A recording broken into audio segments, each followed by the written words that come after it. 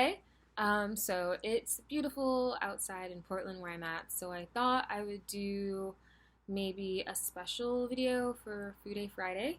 Um, I'm someone who has quite sensitive skin, like to the point where I very easily can like rub the skin off my face on accident just when I'm washing my face. My skin is that like thin, especially in this area. I mean, everyone's eye area is thinner than the rest of their face, but in particular, I have sort of thin, sensitive skin.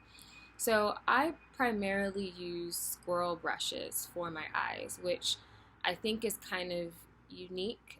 Squirrel does not pack on shadow the way that Goat does. It doesn't blend out as well, and certainly when you have darker skin like I do, getting pigment from your brushes um, and that sort of thing is really, really important. So I thought I would just talk about what my favorite brushes are. Not every single brush that I have that I'm going to talk about is Squirrel. There are, I want to say, two Goat brushes, two Sables, and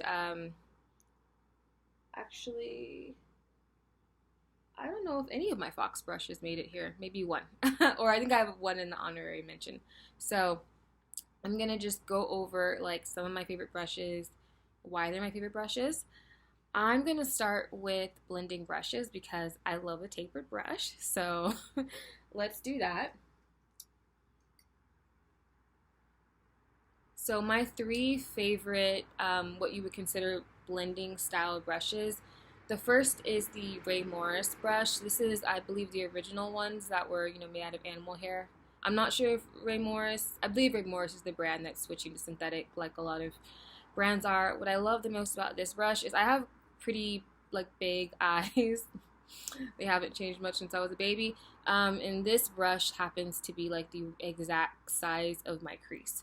So this brush is really good for when you want to dip your brush in some product and blend it out. It's kind of that like MAC 224 type of brush. And what I like about this brush is it's pretty resilient for Squirrel. Like it's pretty, let me hold up against my skin color. It's pretty like springy. And I find it actually blends pretty well without causing any irritation. If you're someone that when you take off your makeup, you feel like a stinging sensation, that's probably because you've overexfoliated and you probably have sensitive eyes.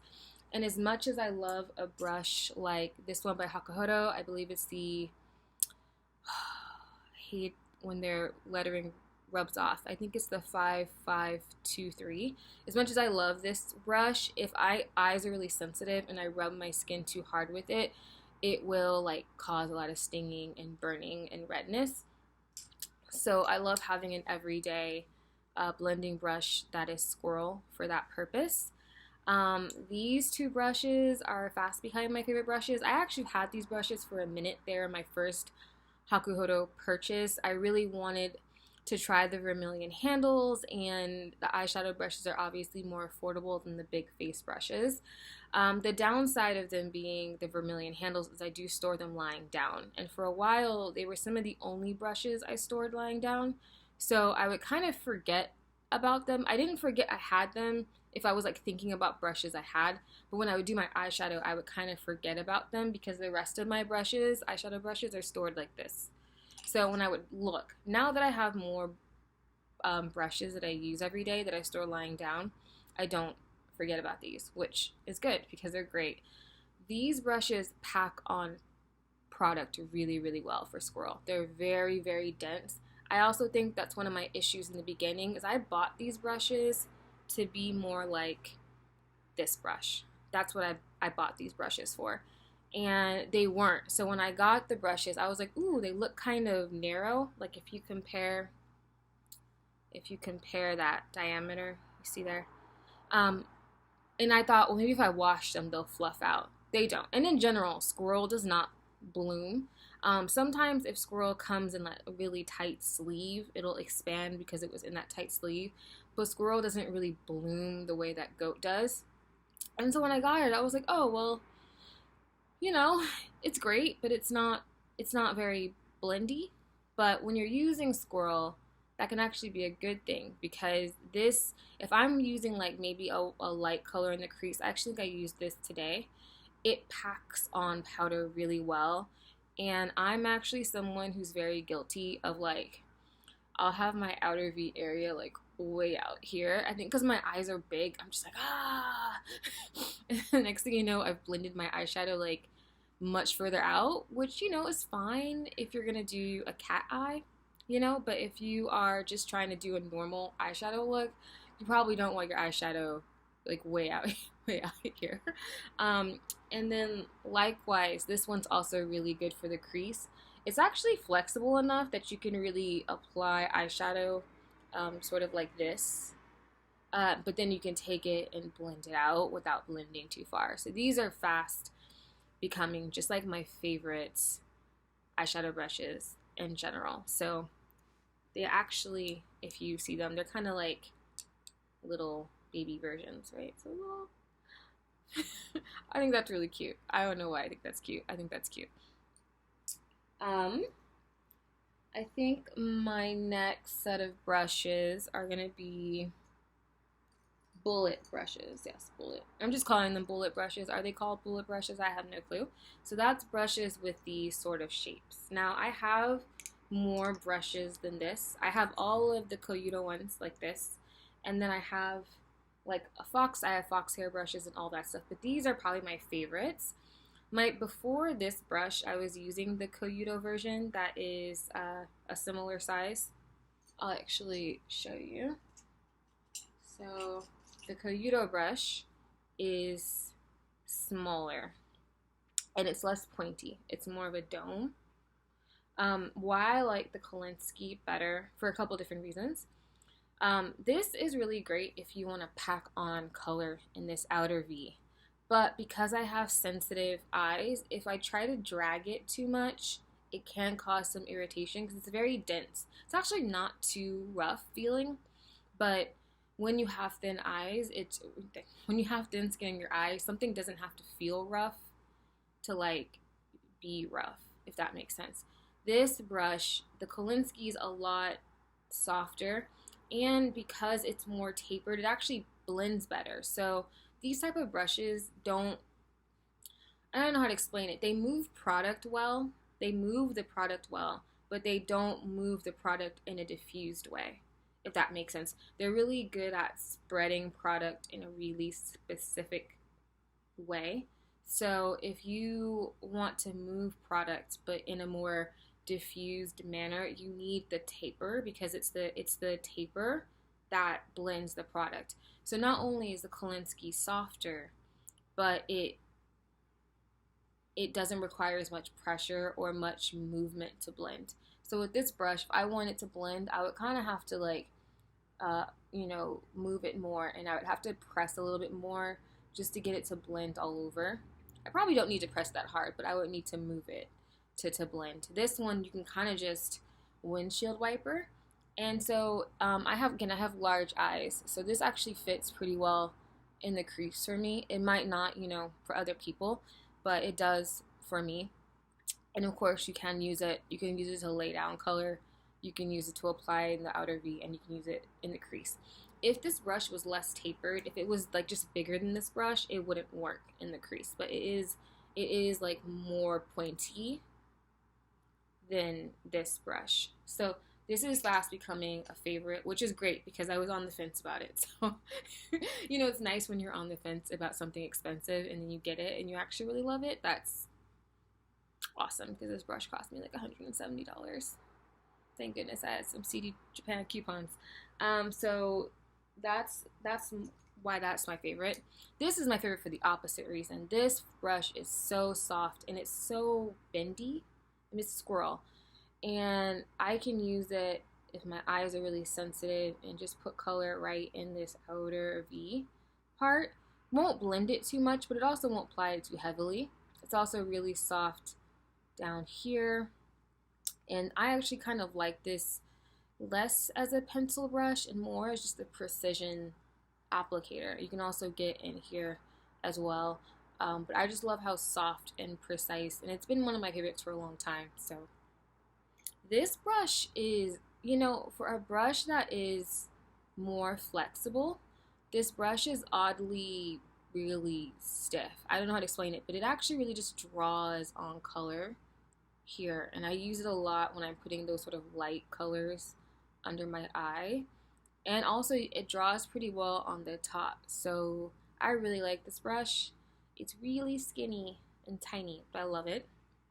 And same thing with this Koyudo one. This one I like for this outer, I think it's the right size to kind of, when you want to when you want the color to smudge a little away from the lash line, like you want to bring it down a little bit, this one is good for that. So I really like this brush. I like all of these brushes, and I don't have that many eyeshadow brushes. I love them all. I'm just picking out my favorites that I think, you know, could be standouts for anybody. The next set are, I'm going to call them paddles. The paddles. See paddles? This is my favorite paddle brush. I think it's Squirrel, and so the fact that it's thick helps because it really packs on color. I think if it weren't so thick, it wouldn't pack on color, right? It wouldn't be efficient.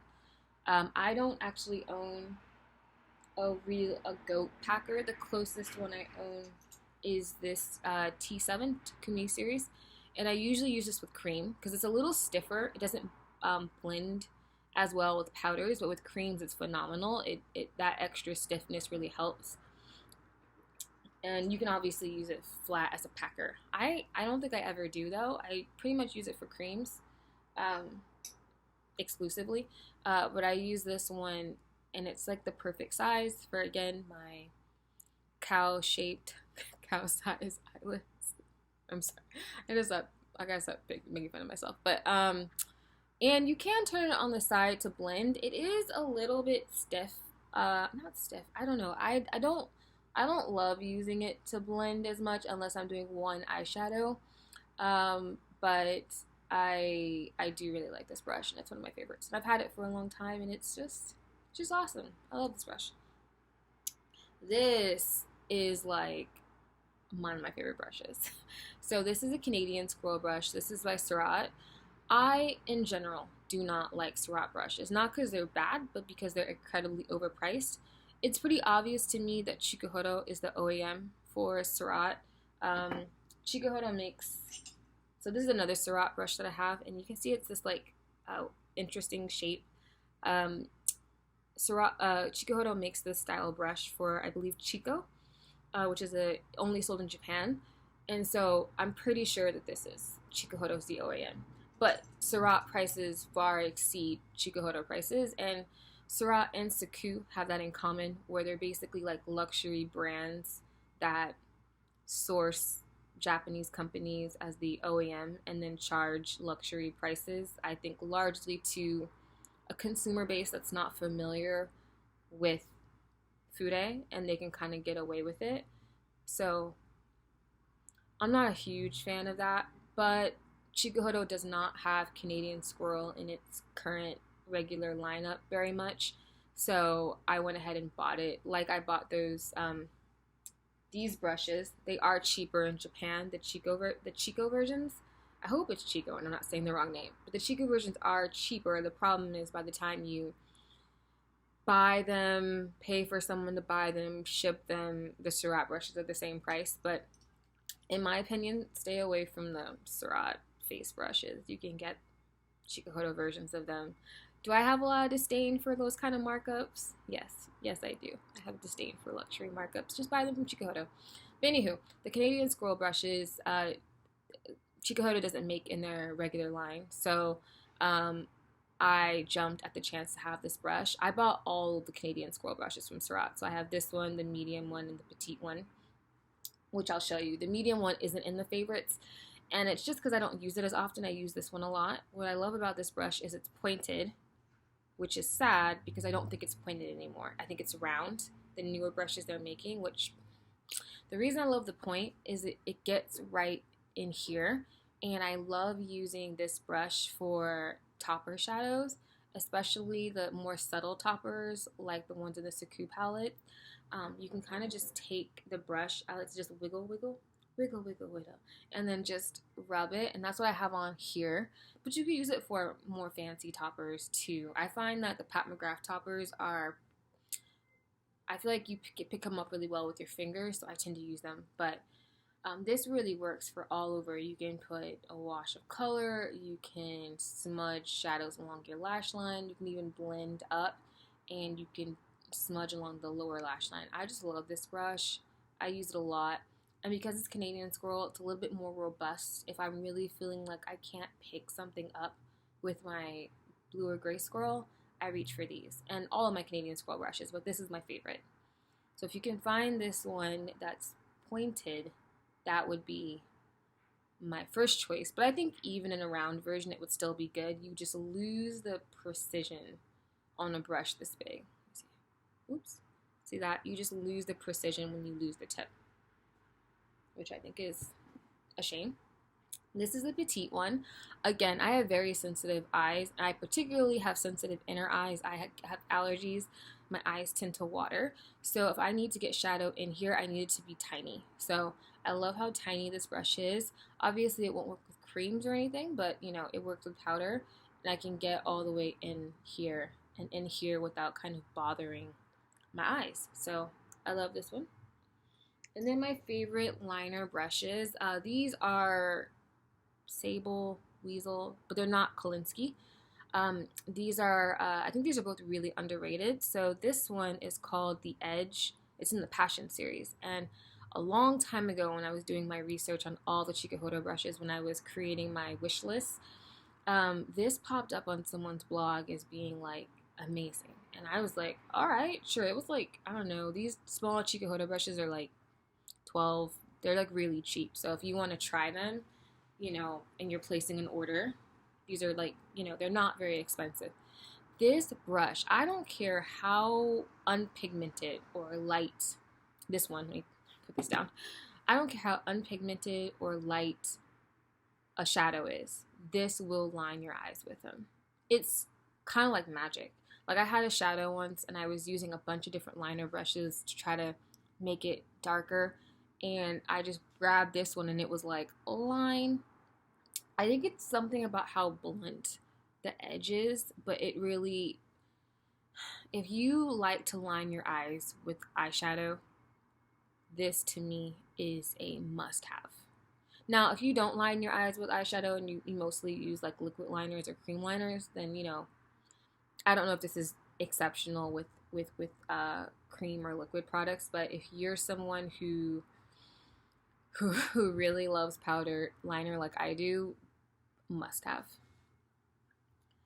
This one is my everyday. I love how thin it is. Again, there's a trend. I really love subtle liner, and I love this. I'm wearing liquid liner today, but I use powder liner almost every day, like a loose powder. Actually, a Bare Mineral eyeshadow. I know, right? And I love that I could just dip it in, get a nice line. I could even get a wing with powder with this. And I even use this with cream sometimes, like a stick shadow, stick liners, stick eyeliners, pencil eyeliners. I'll rub it in the pencil liner and I'll rub it on my eyes. And so I use this one every day. I'm really happy that it's not splayed because I've used this one for years and I just love it. It's nice and soft and all the wonderful things. And then 2 honorary mentions. The reason they're honorary mentions is because I don't always use them, but I do really like what they do. So this is the blending, it says blend brush. It's the Chikuhodo blender. This is not the type of, if you're ever wondering about this brush, this is not a tapered brush. This is not the type of brush you use to apply eyeshadow. For one, it's quite fluffy. So if you tried to apply eyeshadow, you're not going to get strong payoff. And 2, it's not going to go into your crease. Now, if you have a mono lid, this might actually be a good blender, like, you know, putting eyeshadow on and blending it. But if you have a pretty deep crease like I do, it's not going to really apply shadow. This is the type of brush you use when you look at your eyes and you go, oh, I need to blend that out. So I use this primarily with no eyeshadow on it. and I pretty much use it when I do more like fancy looks, which is not all the time, and blend out the edges. And it does it really well for Squirrel. Uh, you know, it's not going to move a really harsh line. I would probably have to upgrade to something a little bit more intense, but it does, you know, nicely blend, you know, high quality shadows that will blend. And my next honorary mention is the FO-6. Now, what's awesome about this brush is if I'm ever in a situation where I'm like, God, I would really enjoy packing on some shadow and my Squirrel brush is not working, this brush will pack on very well, and it's, you know, much softer than Goat. It's also kind of small, so this, you know, if you compared this to,